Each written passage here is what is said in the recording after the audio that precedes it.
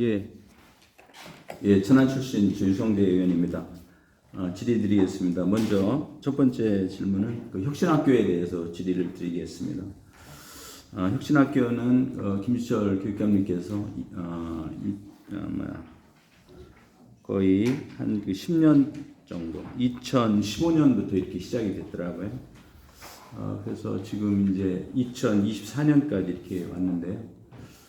2024년도 혁신학교 현황을 보니까 한 126개가 되고요. 그리고 혁신학교의 혁신학교는 혁신학교, 그 다음에 혁신미래학교, 혁신동행학교 이렇게 구성이 돼서 운영되고 있습니다. 그리고 혁신 동행학교는 혁신학교에서 거의 다 담아내지 못한 그러한 학교들을 거의 혁신동행학교에서 아마 거의 같은 어떤 취지를 살려서 이렇게 운영을 하고 있는 것으로 알고 있습니다.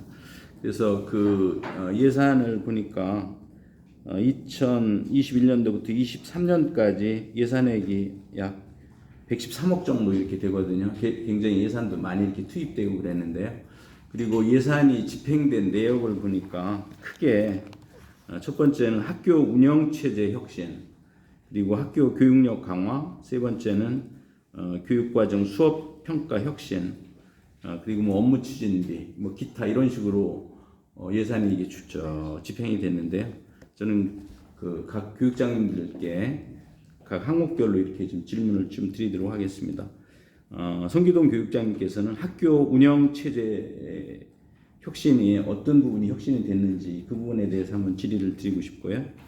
두 번째 임광석 교육장님께는 학교 교육력 강화 이 부분에서 어떤 부분이 혁신됐는지 그 부분에 대해서 답변을 부탁드리겠습니다. 그리고 김문집 교육장님께는 교육과정 수업평가 혁신 이 부분에서 어떤 혁신이 이루어졌는지 그 부분에 대해서 말씀 부탁드리겠습니다. 그리고 한태희 교육장님께는 혁신학교 운영에 대해서 개선해야 될 그러한 점이 있는지, 그리고 교육장님 나름대로 혁신학교 운영에 대해서 말씀을 해주시면 이렇게 감사하겠습니다.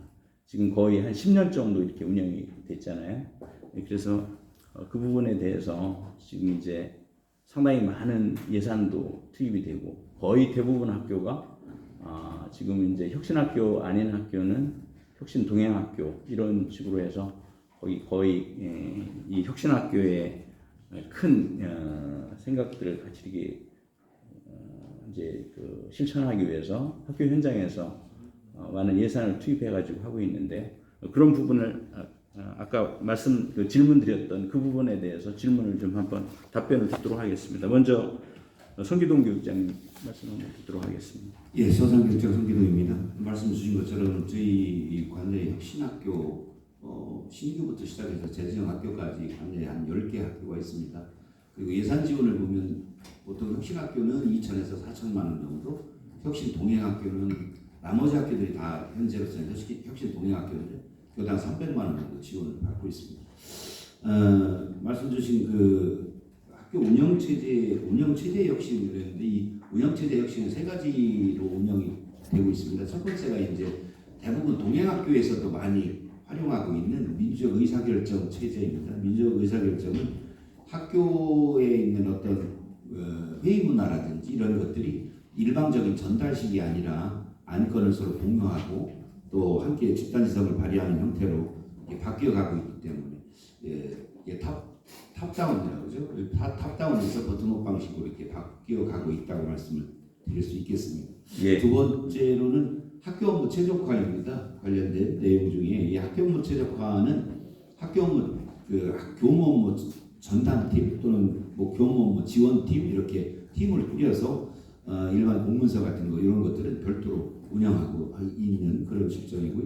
그 다음에 끝으로 이제 학교 자치 실현인데 이건 이제 학교 내의 문제를 스스로 이제 학생들 스스로 발견하고 해결하려는 그런 노력들이 현장에서 계속적으로 이루어지고 있다고 세 가지로 정리해서 알겠습니다. 그 말씀하신 중에 첫 번째 학교 운영 결정에 있어서 민주화를 말씀하셨는데요.